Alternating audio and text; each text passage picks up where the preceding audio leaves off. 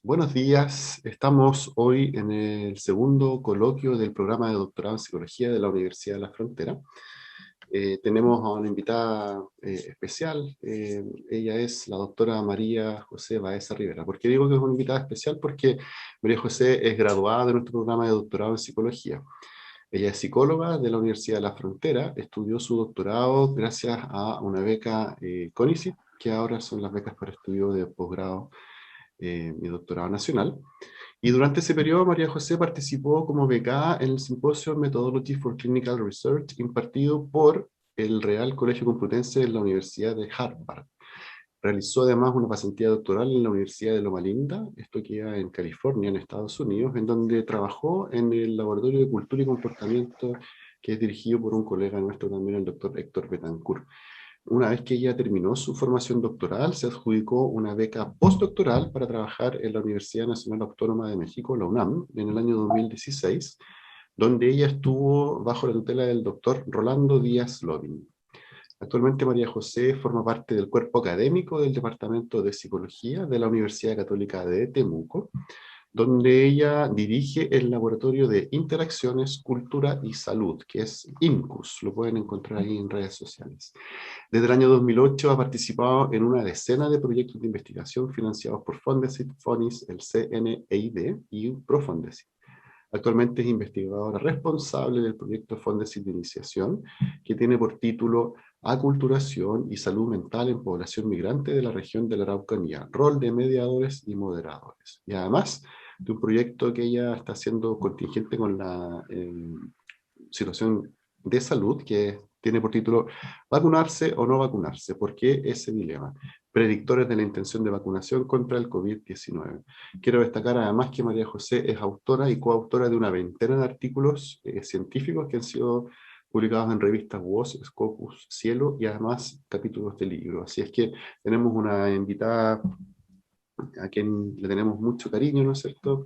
María José, ¿cómo estás? Buenos días. Hola, buenos días, buenas tardes, quizás para quienes vean en la tarde. Por supuesto, no sabemos a qué hora van a ver esto, siempre van a salir en la mañana los coloquios, pero puede que nos vean a cualquier hora. Así que, María José, te voy a dar el pase para que tú Ujú. pongas tu presentación y, como Sí, ya sabemos, haces tu presentación y luego conversamos. Así que te dejo ahí el ok. control.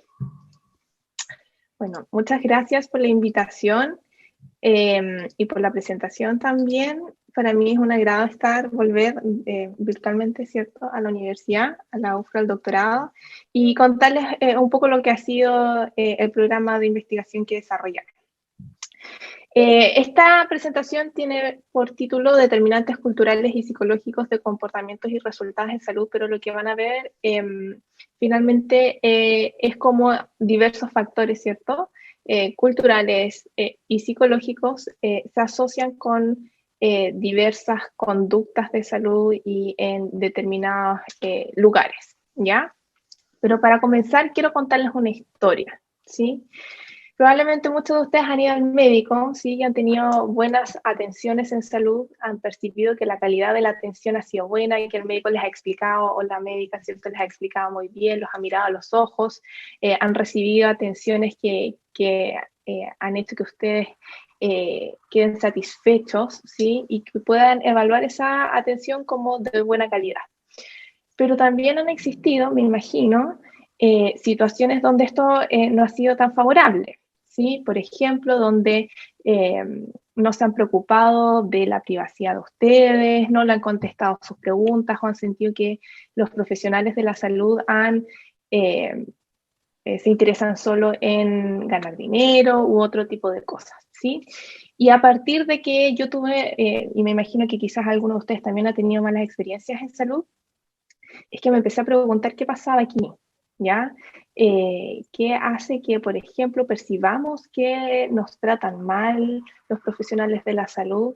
Pero más importante aún, empecé a comentar esto con cercanos y me di cuenta de que habían elementos, por ejemplo, creencias, pensamientos respecto de las atenciones en salud, emociones que se viven asociadas a estas situaciones que eran socialmente compartidos, es decir, que diferentes personas en estas situaciones viven situaciones cierto similares, y asociado a eso que tienen sentimientos y finalmente que tienen conductas, es decir, después de vivir estas situaciones tienen algún resultado o prefieren no volver a ese médico o dilatar, ¿cierto?, los próximos controles que tienen o tener algún otro tipo de conductas que aleja, ¿cierto?, a las personas de las atenciones de salud. Y entonces a partir de eso llego al concepto de cultura, ¿ya? Y al concepto de cultura no como lo que entendemos o lo que se entiende habitualmente, y si nosotros, por ejemplo, hacemos una búsqueda rápida en Google, vemos que cultura puede verse como diversas manifestaciones, por ejemplo, artísticas, diversas asociadas a, por ejemplo, diversidad de países, de naciones, de vestuarios, de comida, y cultura es todo eso y más, ¿sí?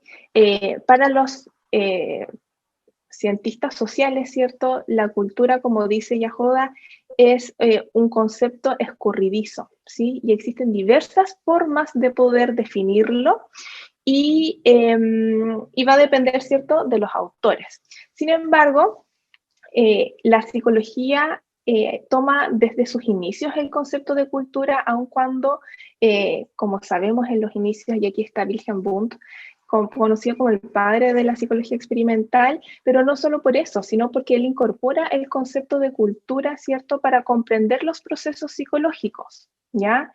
Y a partir de esto, entonces, se retoma el concepto de cultura desde la psicología y, por ejemplo, tenemos diversas definiciones. Segal lo que hace es decir que es el conjunto de valores, creencias y actitudes, ¿cierto? Geertz lo que hace un símil con las arañas y las telarañas y hace el símil respecto de que la cultura es esta telaraña que nos sostiene, ¿sí? Asociado a los significados que tiene para las personas estos elementos que se comparten. Y Bond también plantea que es un sistema compartido, es decir, que las personas comparten, ¿cierto?, ciertos valores, creencias, expectativas o elementos comunes y que le permiten satisfacer ciertas necesidades de subsistencia, ¿ya? Entonces, como ustedes ven, la cultura se mezcla con todo lo que nosotros hacemos, lo que nosotros pensamos y cómo nos comportamos. Para estudiar cultura existen diversos modelos, ¿sí? Que son los que ustedes, por ejemplo, ven acá. Sin embargo, yo me voy a centrar en el modelo de Betancourt, que es el que he utilizado para desarrollar el programa de investigación que les quiero mostrar. El modelo integrador de Betancourt lo que plantea es que existen diversas variables que se asocian a o que pueden ayudar a predecir una conducta, ¿ya? Y este es el modelo adaptado para conductas en salud. Entonces, por una parte, hay variables que son más distales y que les llama categorías poblacionales, ¿sí? Que son fuentes de variación cultural, como la etnia, el género, el nivel socioeconómico y la religión. Y estas se van a asociar de manera directa con las variables culturales, ¿sí? Y como variables culturales tenemos los que valores, creencias y normas, ¿cierto? Pero que son socialmente compartidos por un grupo cultural, ¿sí? Que comparte ciertas categorías poblacionales, ¿sí?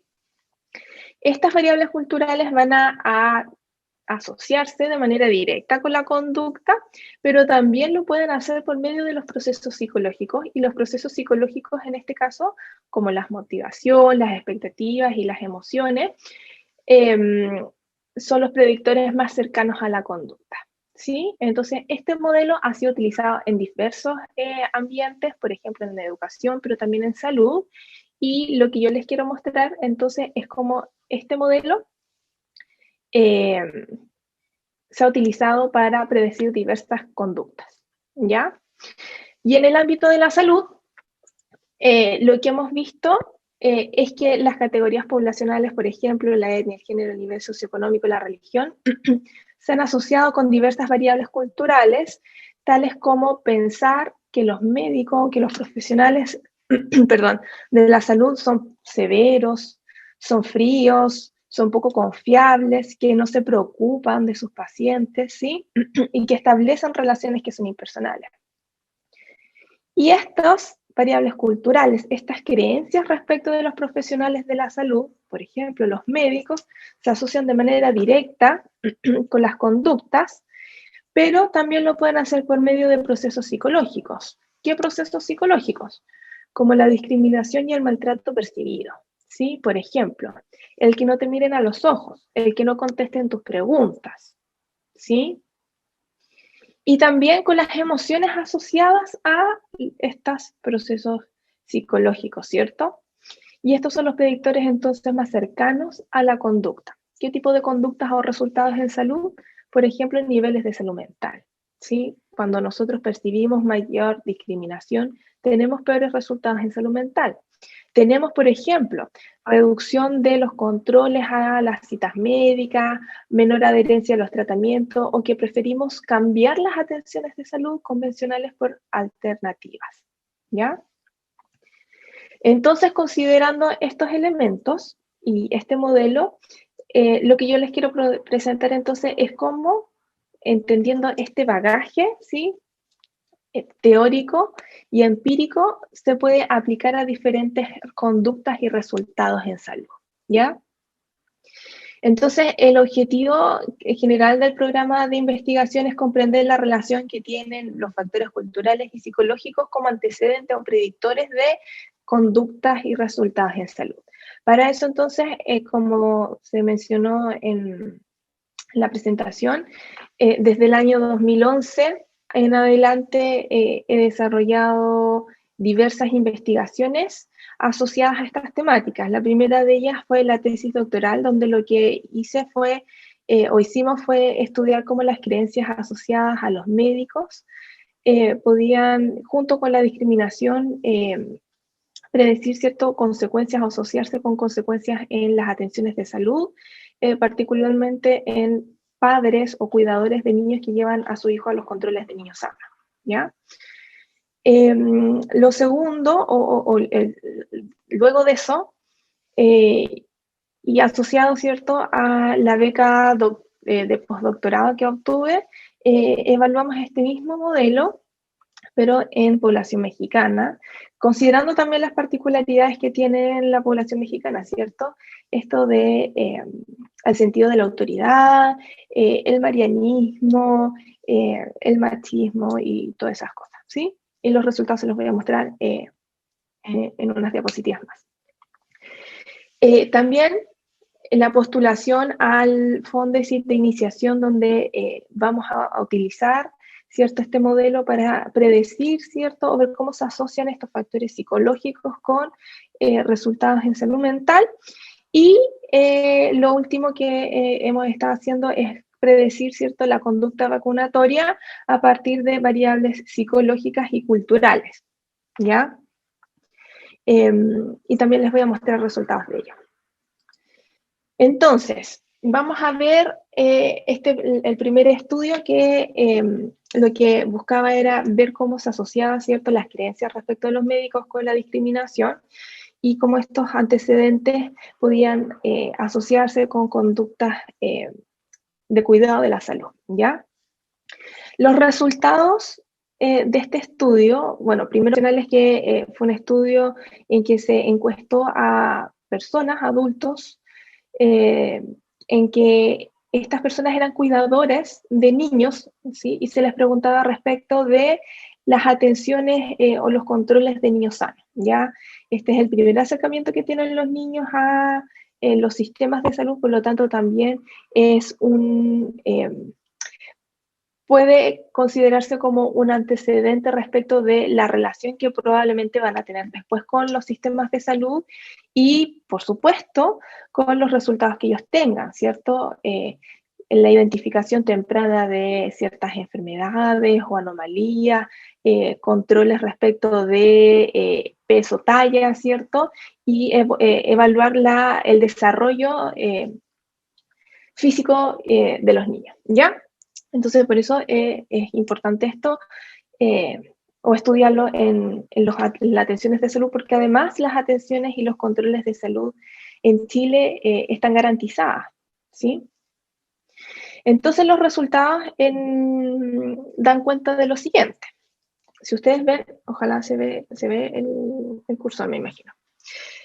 Acá lo que vemos son, de acuerdo al modelo de Betancourt, los variables socioestructurales o las fuentes de variación, ¿sí? Donde está el sistema de salud en que se atiende a las personas, si es público, es privado, la etnia y el nivel socioeconómico, ¿ya?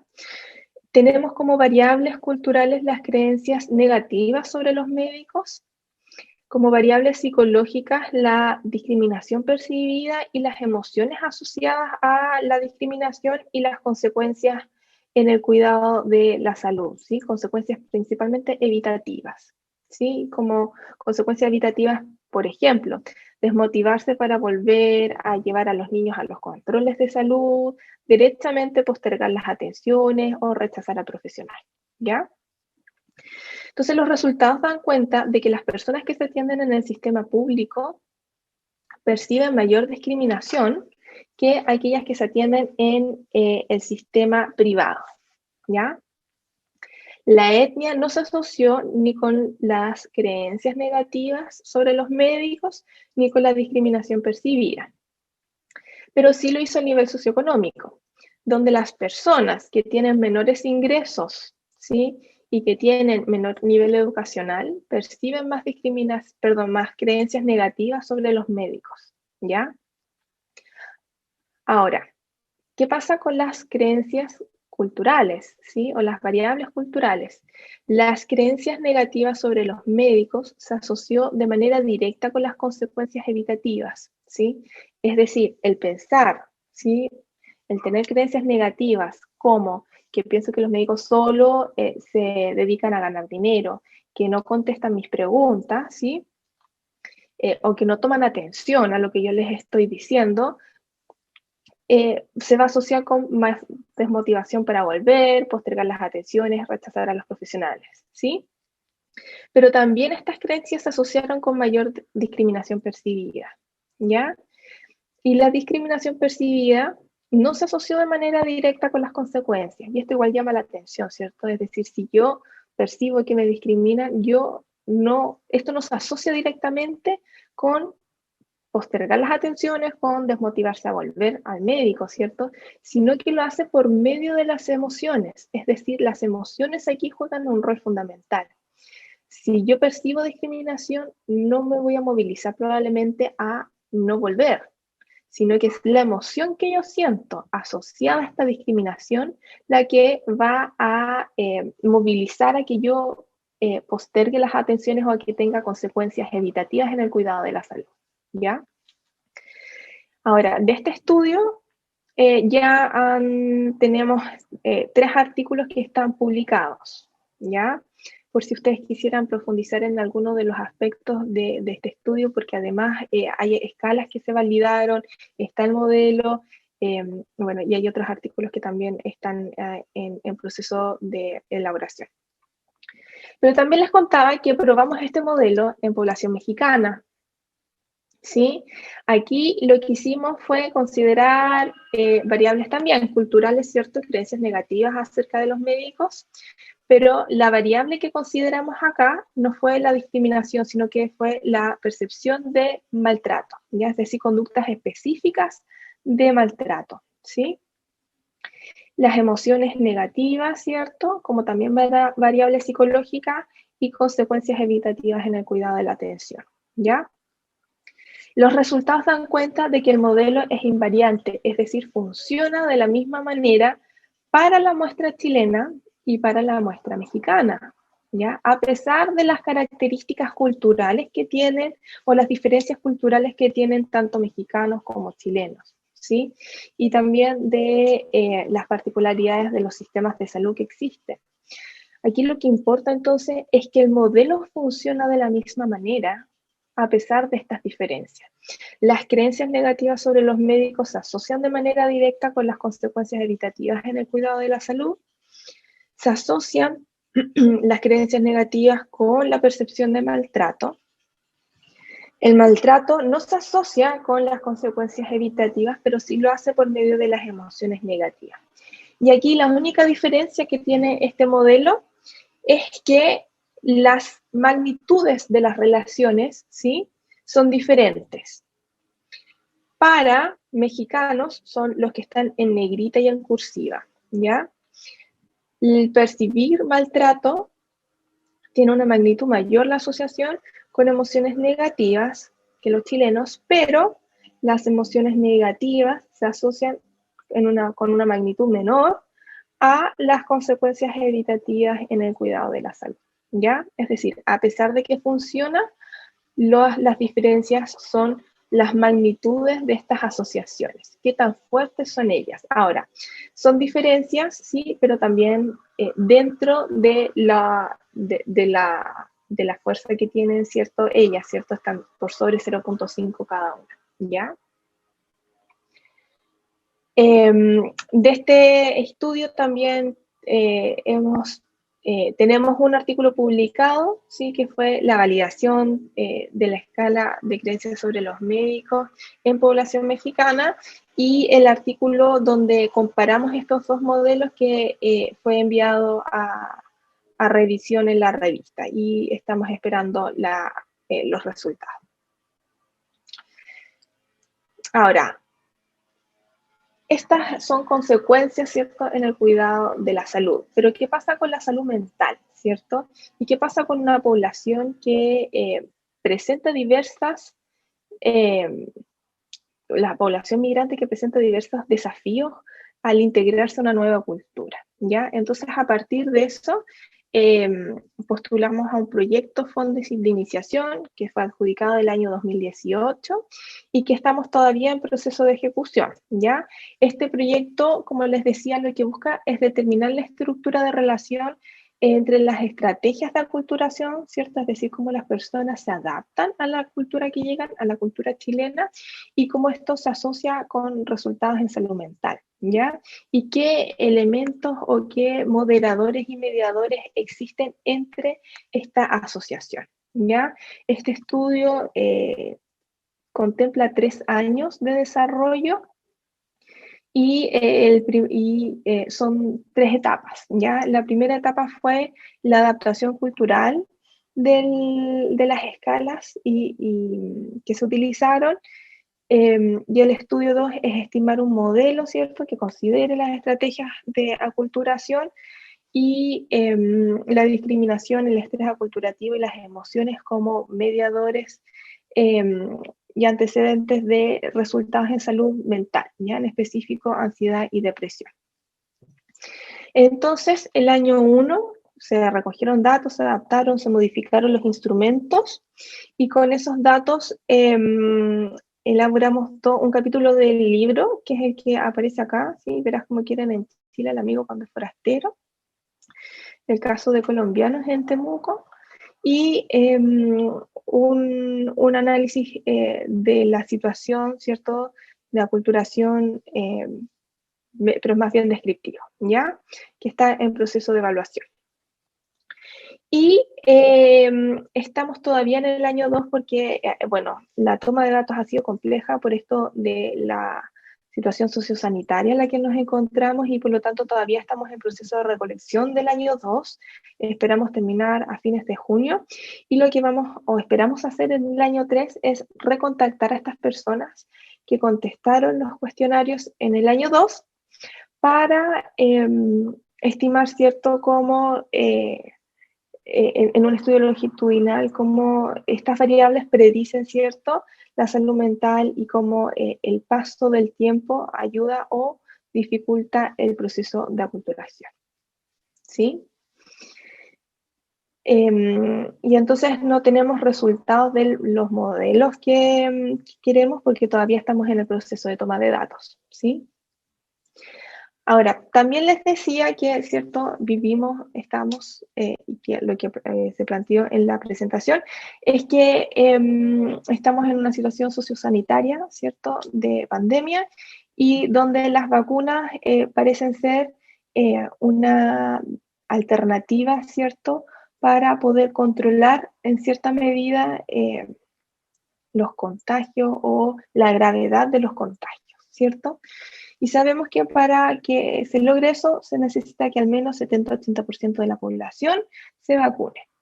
Pero ¿están todas las personas dispuestas a vacunarse? ¿Sí? y como hemos visto, han salido diversas teorías asociadas a las vacunas, a el COVID, o el SARS-CoV, ¿cierto? Pero comúnmente llamado COVID. Han emergido, ¿cierto? Y esta situación ha sido como un caldo de cultivo para que diversas creencias puedan emerger y por lo tanto se genere suspicacia respecto de la vacunación y por ende la intención de que las personas efectivamente se vacunen, ¿ya? Entonces, en el laboratorio lo que hicimos fue tomar esto, ¿sí? Este problema y poder estudiarlo, ¿sí? Poder entregar evidencia científica respecto de qué nos podría ayudar a que las personas se vacunen, ¿sí? Tomamos datos entre diciembre del año pasado y enero de este año respecto de la intención de vacunación, porque para esa altura todavía no comenzaba el proceso de vacunación de manera masiva, ¿ya? Y posteriormente, en abril de este año, a las personas que contestaron el cuestionario las volvimos a contactar y les preguntamos si se habían vacunado o no. Y entonces lo que les quiero mostrar son los resultados de este estudio. Participaron en su mayoría mujeres con edades entre 30 y 50 años y de nivel socioeconómico medio y medio alto principalmente, ¿ya? Cuando se les pregunta a las personas por la intención de vacunación, vemos que casi un 70% muestran están muy o extremadamente probable de que se vacunen, ¿ya? Existe alta probabilidad de que se vacunen. Recuerden que estos son los resultados de los datos de enero y diciembre, ¿ya? Por lo tanto, ahí todavía no partía el proceso de vacunación. Respecto de las creencias de la vacuna contra el COVID, una de las que nos llamó la atención y que tenía alto porcentaje de acuerdo es que nos va a permitir volver a la normalidad. Es decir, cómo yo confío en que eso nos va a ayudar y por lo tanto eventualmente podría llevarme a ejecutar una conducta, ¿sí? Pero también es importante respecto de los mensajes y quiénes dan los mensajes, ¿cierto? Y la confianza que hay en las autoridades. Y al respecto, en general, existe menor confianza en las municipalidades, en el gobierno y los ministerios, ¿sí? Ahora, recuerden que esto es diciembre y enero del año pasado, y que esto probablemente, si volvemos a medirlo, puede que haya cambiado porque han ocurrido diversas situaciones, ¿cierto? Que pueden haber mejorado o disminuido la confianza. Pero o en quienes confían las personas que contestaron este cuestionario son las sociedades científicas, por ejemplo, colegios médicos, ¿sí? Pero también la Organización Mundial de la Salud o la Organización Panamericana, ¿sí? O las organizaciones internacionales, ¿ya? Pero esto es lo importante. ¿Qué hace que las personas se quieran o no se quieran vacunar? Entonces aquí, considerando, por ejemplo, variables socioestructurales, ¿sí? Variables culturales y procesos psicológicos, vamos a predecir la conducta vacunatoria, ¿ya? Tenemos variables socioestructurales como la posición social, la orientación política y el nivel educacional, que la teoría da cuenta que se asocia con mayores teorías conspirativas, ¿sí? Y creencias respecto de la efectividad de las vacunas, ¿ya? Como creencias culturales tenemos las creencias en teorías conspirativas, ¿sí? Y las creencias positivas sobre las vacunas o creencias respecto de la efectividad, ¿ya? Es decir, que nos va a ayudar a controlar la pandemia, ¿ya? O la gravedad de los contagios. Esto, la intención de vacunación y todo lo demás, ¿cierto? Fue medido en el tiempo 1, ya enero y diciembre del año pasado. Diciembre del año pasado, enero de este año. Y la conducta vacunatoria entonces fue medida en el tiempo 2 o fue en abril de este año cuando ya se había iniciado el proceso de vacunación, ¿ya? Y lo que da cuenta acá es que solo el nivel educacional se asocia con creencias positivas respecto de las vacunas, ¿ya? Es decir, mientras mayor nivel educacional las personas tienen, más creencias positivas respecto de la efectividad de las vacunas, ¿ya? Y ambas variables culturales se asociaron con la intención de vacunación. ¿Ya? Ahora, esta relación, en el caso de las teorías conspirativas, es inversa, y en el caso de las creencias respecto a la efectividad de las vacunas, es directa, ¿ya? Positiva. Es decir, mientras más creo en teorías conspirativas, menor intención de vacunación, ¿sí? Igual tiene lógica, ¿cierto? Las personas que creen en teorías conspirativas probablemente piensan que esto no es real, que es un arma biológica y todo lo demás, y por lo tanto, ¿por qué me voy a vacunar? Quizás también hay ciertas teorías asociadas también a este proceso, ¿ya? Y por lo tanto, las creencias sobre la efectividad de las vacunas, ¿sí? Se asoció con mayor intención de vacunación, ¿ya? Y esto podríamos suponer también la hipótesis es que nosotros en Chile tenemos una vasta trayectoria desde 1970 y algo respecto de los procesos de vacunación, y gracias a ellos se han logrado controlar diversas enfermedades como la polio, ¿sí? El sarampión, entre otras, ¿cierto? Y por lo tanto, eventualmente el tener, ¿cierto?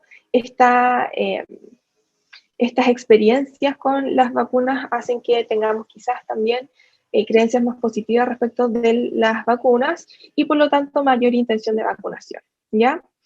Y la intención de vacunación como proceso psicológico se asoció de manera directa con la conducta vacunatoria, ¿ya? Ahora, es importante aquí mencionar que las personas, porque también les preguntamos a las personas que no se han vacunado, si lo van a hacer o no, o por qué no se han vacunado. Y en su mayoría de las personas que no se habían vacunado, el 85% mencionaba que no se habían vacunado porque todavía no les tocaba. Entonces, eventualmente, también se van a inocular contra el COVID, ¿ya? De este estudio tenemos dos artículos que fueron enviados a revista, la Revista Médica de Chile, y este que ya está en proceso de evaluación, y ahí estamos esperando las respuestas. Entonces, a partir de aquí, ¿se acuerdan la diapositiva del principio donde les mencionaba los estudios, sí, y la trayectoria de estudios para el programa de investigación que hemos desarrollado? Donde se ha utilizado el modelo de Betancourt, ¿sí? Y lo que nos interesa entonces, como comentarios finales, y que un poco también les he contado a lo largo de la presentación, es que este modelo teórico cuenta con evidencia empírica, ¿sí?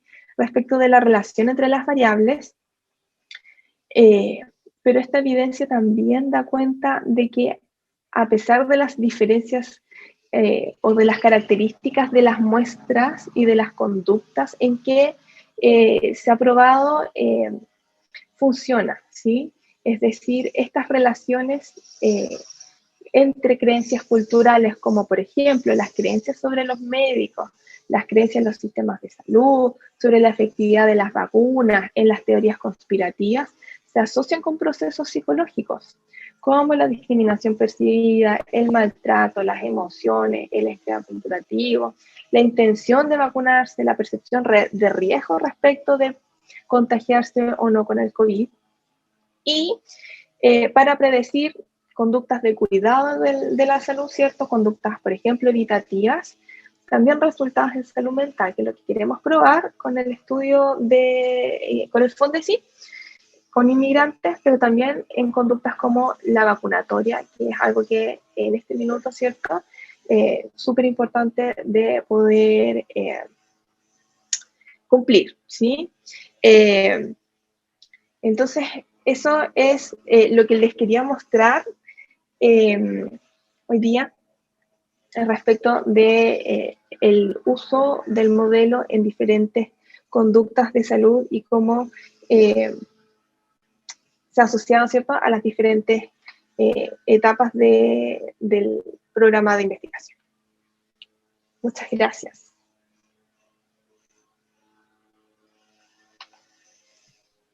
Muchas gracias. Aquí les dejo mi correo.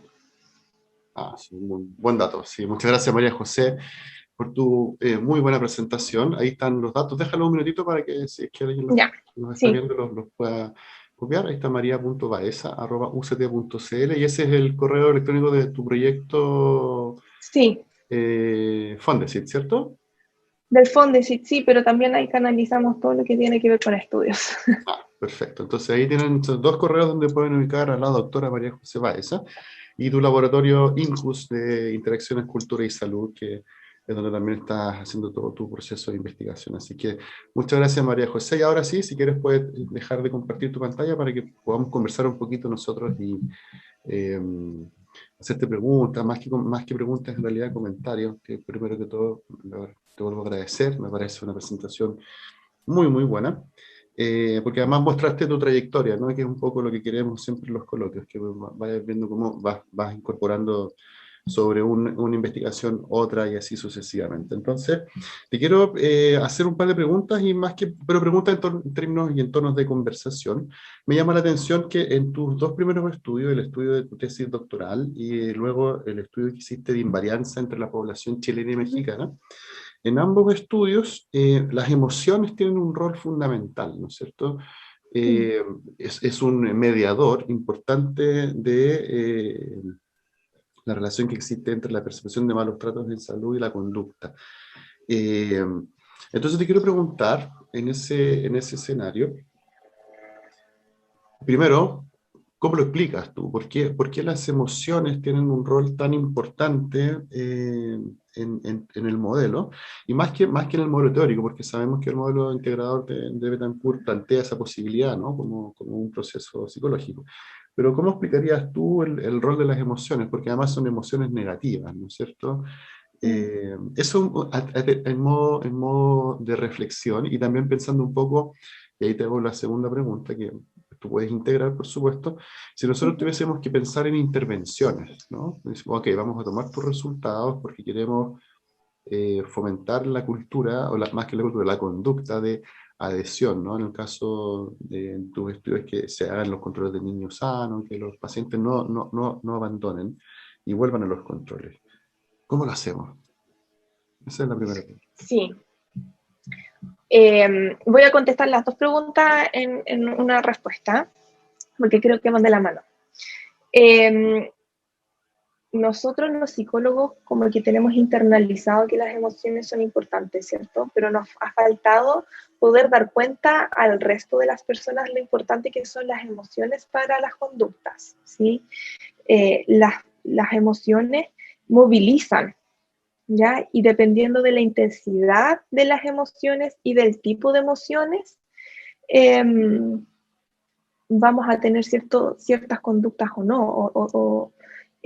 Por ejemplo, si ustedes se despiertan muy felices un día, probablemente las conductas asociadas que tengan, ¿cierto? O van a sentir que ese día lo aprovecharon, que fueron más felices, ¿cierto? Porque disponen a las personas a estar de cierto ánimo, ¿sí? Y a ejecutar ciertas conductas con mayor o menor agrado, dependiendo de las emociones.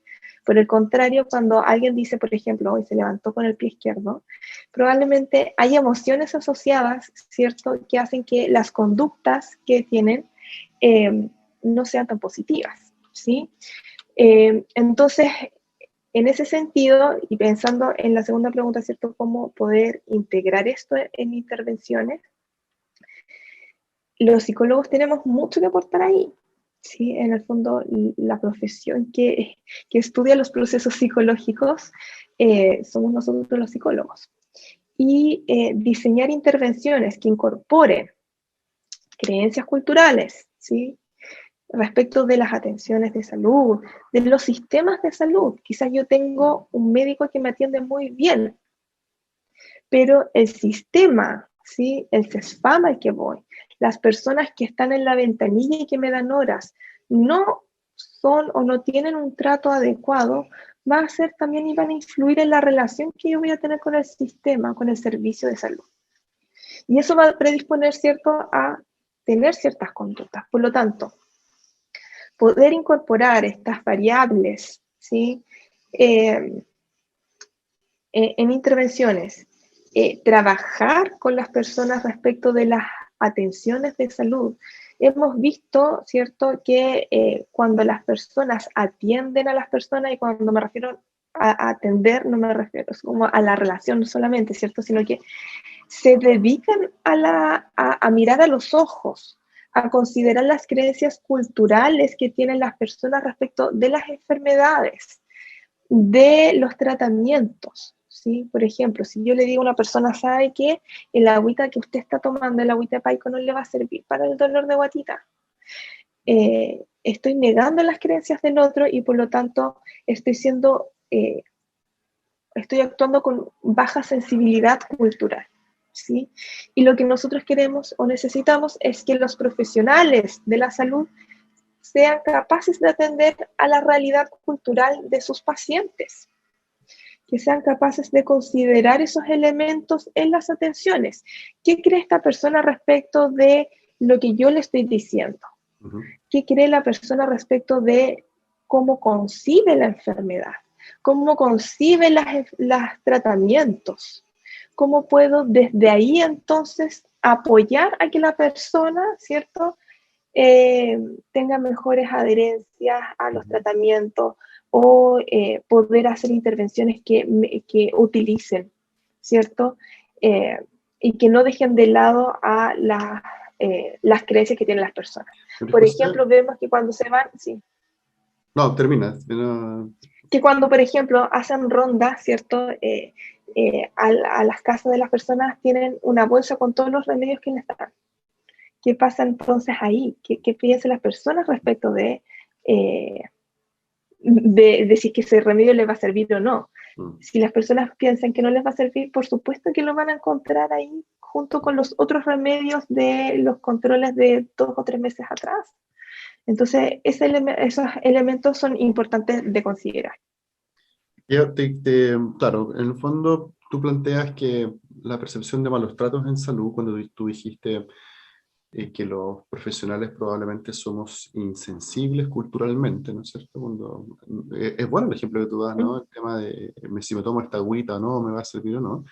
Y si el profesional del área de la salud le dice, mire, sabe que en realidad eso no le sirve para nada, usted está perdiendo su tiempo, eso probablemente puede ser percibido como una conducta de malos tratos en salud, ¿no? Un maltrato en salud, o un trato injusto. Ahora, eso tú en tus modelos señalas que genera emociones negativas y esas emociones negativas se asocian a discontinuidad. Te quería preguntar en relación al punto anterior, entonces, ¿qué es lo que antecede a las emociones negativas?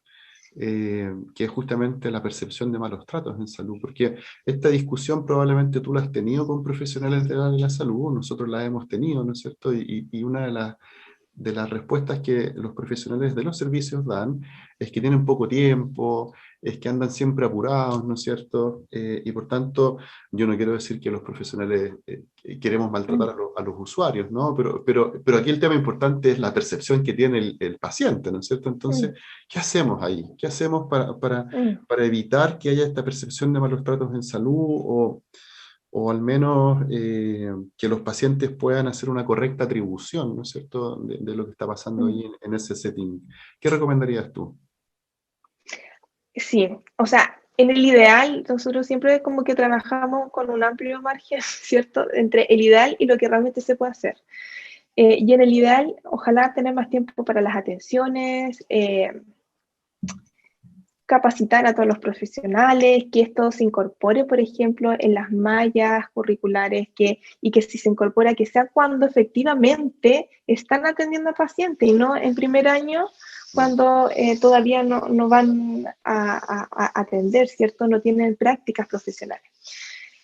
Pero en la realidad, sabemos que las atenciones son cada 15 minutos y que en esos 15 minutos el médico o el profesional de la salud, ¿cierto?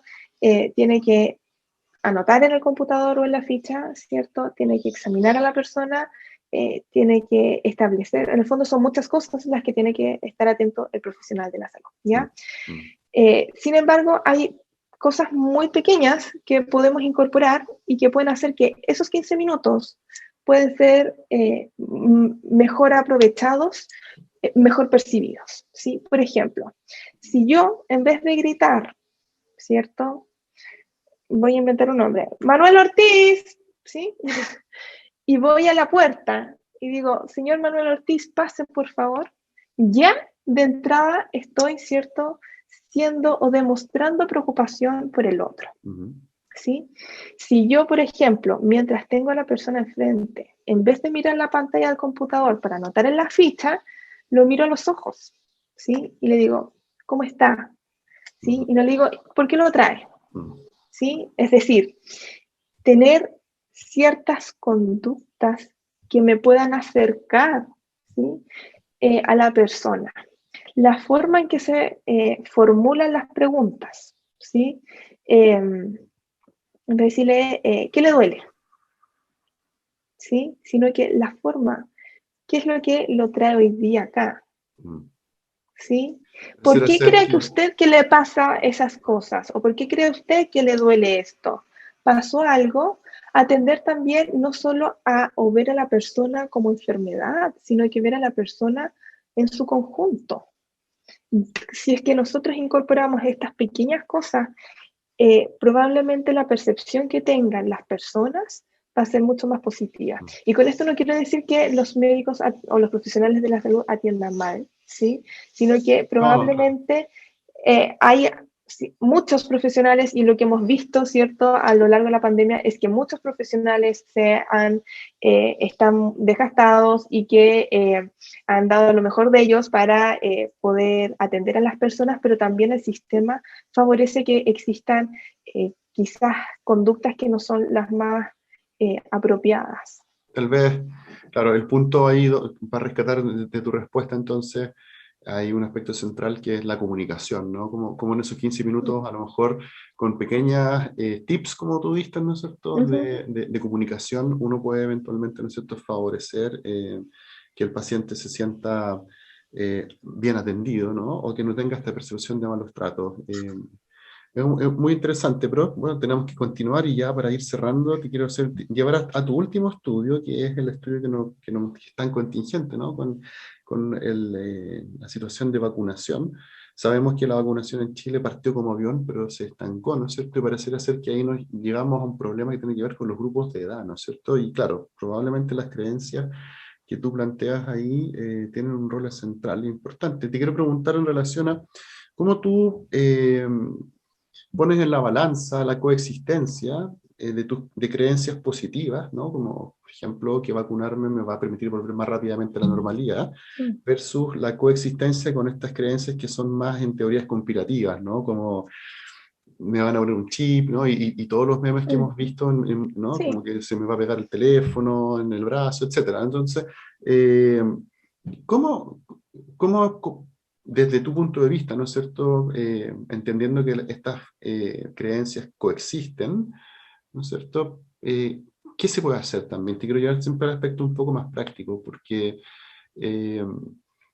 sabemos que las teorías conspirativas y en general el fake news, ¿no es cierto?, se distribuye de manera mucho más rápida que la información que es más oficial. Tú algo nos dijiste ahí, como el rol que tiene la confianza en las instituciones. Podría ser, ¿no es cierto?, ese una variable que explique esto, pero ¿qué más podrías agregar tú a modo final de reflexión, María José? Sí, nosotros lo que yo les mostré es una parte del estudio, hay más variables, sí, que en el fondo estamos en proceso de estudiar, porque también tiene que ver con la percepción de riesgo, ¿sí? Diversos modelos en salud dan cuenta de que el percibir mayor o menor riesgo también hace que uno se involucre más o menos en conductas de salud, ¿sí? Y si nosotros vemos las estadísticas o la evolución de los contagios, las personas que están entrando ahora, ¿cierto?, o que están más graves por contagios son aquellas que efectivamente hasta 3 semanas atrás todavía no se habían vacunado, no habían empezado el proceso de vacunación con ellos, y que incurren en más conductas de riesgo, ¿sí? Y que probablemente piensan, ¿cierto?, o tienen estos pensamientos respecto de que no, si a mí no me va a ocurrir. Tiene una baja percepción de riesgo. Baja percepción de riesgo, ¿sí? O si me ocurre no va a ser tan grave. ¿sí? Que esa fue también otra pregunta que nosotros incorporamos. Entonces, si nosotros mezclamos todo esto, probablemente vamos a tener ciertas conductas vacunatorias menores, ¿sí? Y es lo que hemos visto, que la vacunación ha disminuido como también con los grupos de menor riesgo hasta ahora, porque ahora ya se han convertido en los grupos de más riesgo, ¿cierto? O los grupos más jóvenes, ¿sí? Ahora, también estas personas, si nosotros lo vemos, nosotros crecimos con vacunas. Por lo tanto, es parte de nuestra cotidianidad saber que hay vacunas, ¿sí?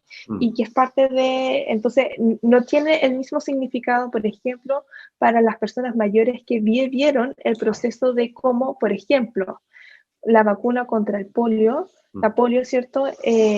Ayudó a disminuir en ese minuto esa enfermedad. Entonces, quizás eso también ayuda, y por eso el tema de las creencias respecto de la efectividad de las vacunas es tan importante, ¿cierto? Porque no solo como las creencias en teorías conspirativas se asocia también con las creencias respecto a la efectividad, no solo podemos, por decirlo de cierta forma, atacar a los que no a los que creen en teorías conspirativas, sino que en la medida en que nosotros, porque estas creencias conviven, ¿cierto? Claro. No es que si yo tengo teorías conspirativas, no puedo tener creencias respecto de la efectividad, ¿sí? Es decir, en la medida en que yo trabajo ambas adecuadamente, con mensajes claros, con ver que efectivamente esto funciona, ¿sí? Con mensajes que son consecuentes en el tiempo y con personas, ¿sí? Que los dicen, que tienen cierta autoridad y credibilidad para las personas, vamos a llegar, ¿cierto? O estos mensajes van a tener más efectividad. Pareciera ser entonces que, claro, como tú planteas ahí, la percepción de riesgo es tan importante, pero para que haya una adecuada percepción de riesgo hay algo más atrás de eso, que es una adecuada comunicación de riesgos, ¿no? Y ahí también sabemos que los psicólogos de la salud y los psicólogos que estamos investigando en temas de salud, hay mucho también por hacer. María José, te quiero agradecer tu muy buena presentación nuevamente. Ha sido bueno reencontrarnos en modalidad online y que nos puedas contar cómo estás. Así que de parte del programa de doctorado en psicología, te agradezco el tiempo, la preparación para este coloquio, y a todos quienes nos están mirando los dejamos cordialmente invitados para que en 15 días más nos encontremos con un nuevo coloquio del programa de doctorado en psicología. María José, palabras para despedirte. Muchas gracias por la invitación. Espero que les haya gustado la presentación y bueno, a seguir cuidándose. A pesar de estar vacunado, hay que seguir, ¿cierto? Usando mascarilla, distancia social y todo eso. Muy bien, buen mensaje. Bueno, y a todos entonces que estén muy bien. Nos vemos en un próximo coloquio de este doctorado. Que estén muy bien, adiós.